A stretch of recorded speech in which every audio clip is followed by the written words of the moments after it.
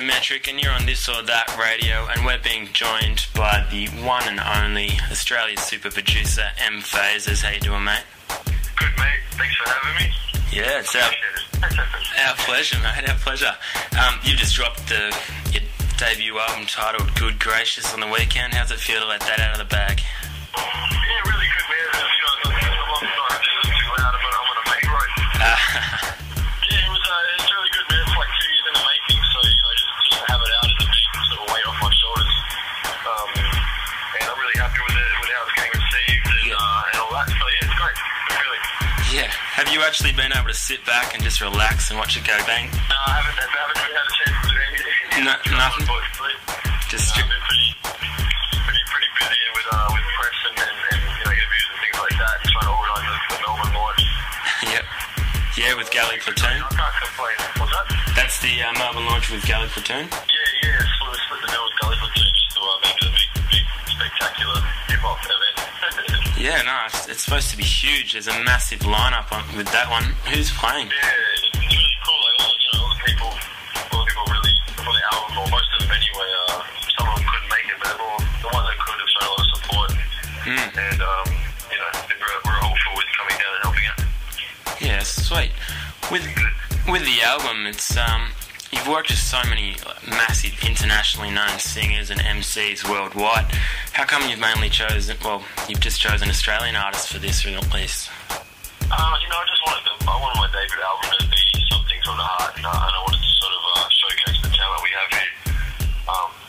And basically I feel like the people I worked with on the album I'm friends with, and I have a relationship with, and a lot of the people in the States that I work with I don't really know like that. Yeah. So I just wanted my first album to be a bit more special, and I feel like I've achieved that, which has been good. Yeah. A lot of the artists that you work with in America, is that mainly through email that's done? Yeah, usually just through email, man. A couple of people phone me, like I'm on the phone a bit to the guy who's Farrah's manager, and a couple of other people, but just usually through email and through my management. Okay. So do you normally just give them a bag of beats and they choose through, and then... Pretty much, yeah. I mean, I've got an agent over there too who helps out. He handles any sort of big sort of business if there's like movie placements or a lot of money involved. He'll handle that. But usually just send them, a zip file of beats and let them take their pick. Sometimes they want changes and that, but very rarely they're usually happy with what's on there. Cool. Now we've got to go through this list of Australian artists that you do have on your album, because it's an absolute all-star lineup. You've got Draft, Bliss and SO, Muffin Platonic, Solo from Horror Show, Pegs, Delta, Forthright, which is 360 in pairs who don't know, Dielectrics, Infa, Phrase, Spit Syndicate, 9 High, which, they're UK, but we could pretty much claim them. Yeah, sure. 13 Sun, Mantra. That's crazy, man. Like, you must be fine. I mean, I'm happy that everyone sort of came through for me in the end. But like I said, man, they're all mates, Like, I know them, I've worked with them. Most of them I've had long-term relationships with as friends and music associates. But even people that I haven't worked with before, I've met and I've become friends with. So it's just, I guess just lucky that I've had the opportunity to meet them and work with such sort of big names in the Australian scene. Yeah, for sure. What's probably the longest amount of time you've spent in a studio in one sitting? Man, that would definitely have to be with Bliss. With Bliss? They had the Dog Remix album. We spent 2 days, 2 or 3 days straight, with probably about an hour or 2 hours sleep in between, just trying to get the deadline, you know what I mean? Yeah. And at the time I wasn't used to deadlines. This was the first project I'd done that actually was on a deadline, so I was full on my hair out. I think we went through probably about 2 packets of tea and coffee, and pretty much slept for a week after that. Just went into hiding. Yeah, pretty much. Escaping the hustle of that. Well, who was probably the pickiest and hardest to please when you were doing your album? Pickiest on my album? It's hard to say. It might have been Delta, just because he's a producer as well, and he supplied the sample, but I guess that wasn't really picky. That was just, getting a little bit more particular, which I'm all for. I wanted the artist to have just as much say in the production as I had. Of course. Give it more of a cohesive sound and let them sort of, let the song be for them, not just like, here's a beat, do a rap. Yeah, exactly.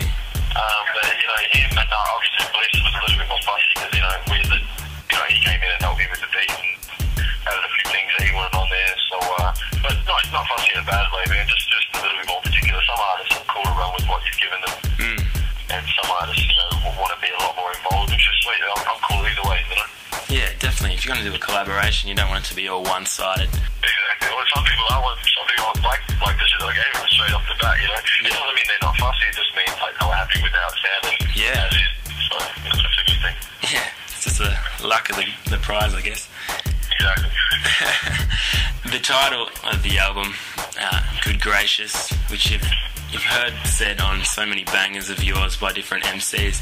Who was the first one to come out and say? And say Good Gracious? Yeah. It's actually by a guy called Median, who's from the Justice League, which is, you know, 9 Little Brothers whole collective over in North Carolina, and he got on a track that I produced for another artist. So he was a guest artist on the track, and he came out saying M-Phazes Good Gracious. So that's actually where it came from. It's from a song called Back At It Again by Ken Starr. So if any listeners, you know, feel like they want to do it with a page history on my tag, that's where they can get the original. Look it up, yeah. Yep. Get on board. In America, was the big breakthrough due to the one-stop shop competition? What's that, sorry? It's with your breakthrough in the States, because you've been working with a lot of different artists over there collaborating. Was your big break really through the one-stop shop competition? Yeah, I mean, I was working with a lot of Americans before that, but that was probably the way I guess my name got to a lot of people's, you know, just because before that I was working with a lot of underground artists, a couple of bigger names like Short Price and all that knew about me, but through the one-stop shop, you know, that's how I landed the A-Marie placement. Yeah. Which is a big R&B sort of, it's a big thing for me, you know. For sure. And Shamash from, you know, G-Unit knows me now, so it's just the most valuable thing to have in this industry is people to know you. Yeah, of course. Because, you know, a lot of people aren't going to even acknowledge you if they don't know your name or they've never heard of you before. They won't even bother. So it's the whole thing about who you know what I mean? I don't mean to say that, you know, you still need to have talent. Yeah. But, you know, like a lot of producers shit and they get big placements because of who they know.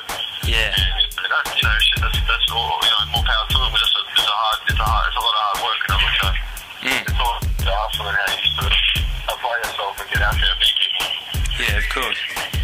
And which other producers was in that competition? Was there any other big names in that? No, there's a guy called K9 Kids, who produces New Just Ways. I don't think many sort of consumers will know who he is. There's another guy called Jewel Output who landed a beat on 50 Cent's latest album. Right, okay. That competition. Yeah, I forget the song he did, but it goes on the credits. He's got a song with Jewel Output.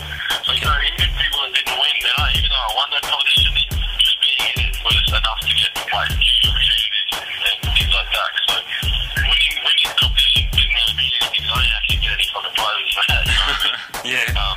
I didn't win anything. The guys, I got the prizes stolen. So I wasn't actually there. I got someone representing for me. He took the fucking prizes and probably sold them for weed or some shit. I don't know. But the guy who was representing you there took the prizes. Yeah, well, I mean, my manager was there first. My USA agent was there first. Yeah.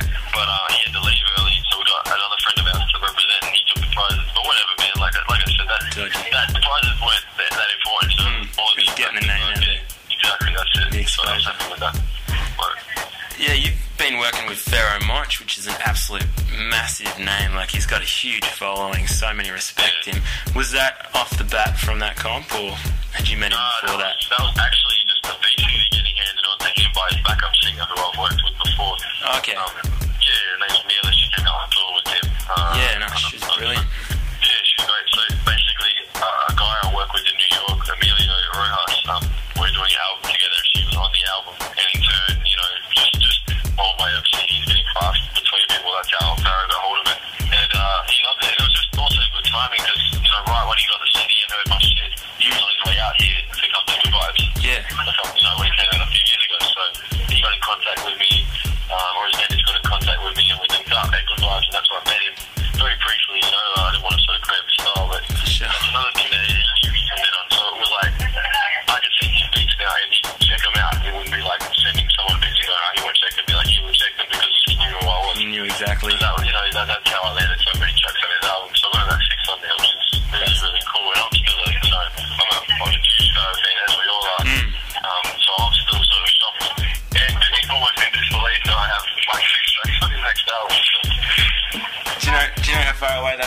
from release? Man, I don't even know. I don't even know. Last I heard was about a month ago they were waiting on a few kids first. Okay. But I have heard through the grapevine that I might have this single, which will be a big look for me. So, Yeah. So hopefully it'll be out the next couple of months. But I'll definitely try and keep everyone updated. Of course. No, that's awesome, man. Like, went to his show in Melbourne, and he couldn't give you enough praise on stage. He was pumped. Yeah, it was really cool. That's the thing, he did that on Triple J, like 6 years ago, he just gave me, like, picking me up everywhere, which is, like, really humbling because he doesn't have to do that, you know what I mean? I wouldn't even care if he didn't do that. It's just, you know, for him to sort of shout me out on stage like that is such a humbling experience, and it really means so much to me, even though it's not much for him to do. And I feel like, you know, if I was in the position that he's in, I'd try and do the same thing, because that means a lot to artists and upcoming producers, you know? Yeah. So, it was really cool of him to do that, and that's the homing, so Yeah. I'm happy with it. Definitely. You've got other work coming out that's a little bit, probably I'd call left of centre. You're doing some work with Bertie Blackman. Well, yeah, I think that's sort of gotten a bit out of hand, probably my fault, but I actually just did one remix for her on her remix album. Yeah. It's not out yet, but I think that got twisted up somewhere, so I'm working with her, so I've actually never met her. I haven't met her before. Her label sent me the acapella or just the vocals, and I remixed it and showed her. Yeah, so, but, you know, I'd love to do some more work with Bertie. She's amazing. Yeah, she's And, amazing. you know, her label's been talking about it, so, I mean, fingers crossed, but I am working with a girl called Kimbra, who's on the same label. Yeah, so she's on the same label, and it's I wouldn't call it similar music, but it's not hip-hop, and it's very, Alternative folk. yeah, alternative, yeah, exactly, mashed up on all different genres, you know what I mean, but she's really cool, and she's from New Zealand, she's fresh. I think, and I'm not trying to, you know, shit on anyone, but I think she's like, is better than Bertie. It's just so boy, but she's a bit less rocky, and that's sort of what drew me into that. So I'm working on the bulk of her album, which will be out hopefully later this year. Cool. And with that, have you really twisted up your beats to sort of something really different from your hip-hop stuff, or is she sort of more crossed your side? Yeah, I mean, I'm sort of, I guess I'm sort of not really producing as a matter of, like, making beats for her, because a lot of her shit's already done, or she has ideas for different demos. I'm more, like, executing what she wants. Yeah. You know what I mean? So, it's pretty much nothing, no hip-hop. The only thing they wanted that was my influence was, like, the bass, like, the low end. Yeah. You know, hip-hop has a lot of bass into it. You know, rock doesn't really have so much bass as hip-hop, so I wanted that side of my, I guess, my production style. But yeah, I mean, if you heard it, you probably wouldn't even think it was me who produced it, so. It's still good. Which is cool, you know, that's what I'm trying to do. I'm trying to branch out and do some shit. I was going to say, you got to test yourself and try different things to really find your sound. You do what you don't. Like, some people, like, you know, I mean, even Primo did that Christina Aguilera song, even though it was sort of really hip-hop beat. Yeah. You know, it was different for him, and I guess, you know, the more you get into this, the more you get deep into this career path, the more you sort of urge to try different things, and whether it be hip-hop in a different twist, or a totally different genre of music, I feel like you're really limiting yourself if you're not just trying different shit. It might not even work, you know what I mean? I went to this Kimbra shit thinking, shit, you know, this might not even work, we might kill each other in the studio, you know? We might head a little bit, but not to the extent of a lot of producers and artists who work here that we actually get along quite well. That's good. Yeah, it's going pretty good. That's good, man. Hey, I'm just going to ask you one last question. This is a question that I ask all the artists, and I'm really quite interested to hear your response to it.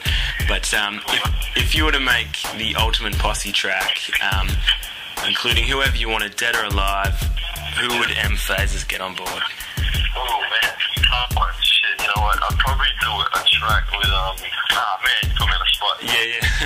If you say dead or alive, I'm happy to go with Elvis, Beatles, Rolling Stones, and Public Enemy. I don't know, man. That's probably not my final answer, but, like, you know what I'm saying? I don't want to say the obvious, like, nah, it's Biggie. Yeah. But, like, that's a bit too obvious to me, so, you know what? I'd really like to make a production album or a collab track with a bunch of other producers. You know, Dilla, James Poyser, maybe someone like, I don't know, Premier, and Dr. Dre. If we were all in the studio together, that's the posse track I'd like to do. For sure, man. The rappers taking all this stuff. That's rad. Hey, I'll wrap it up there. Thank you so much for joining us tonight, mate. No problem, mate. Thank you. I'm on a bus, so I'm hoping your sound wasn't too shit. It's all good. Thanks.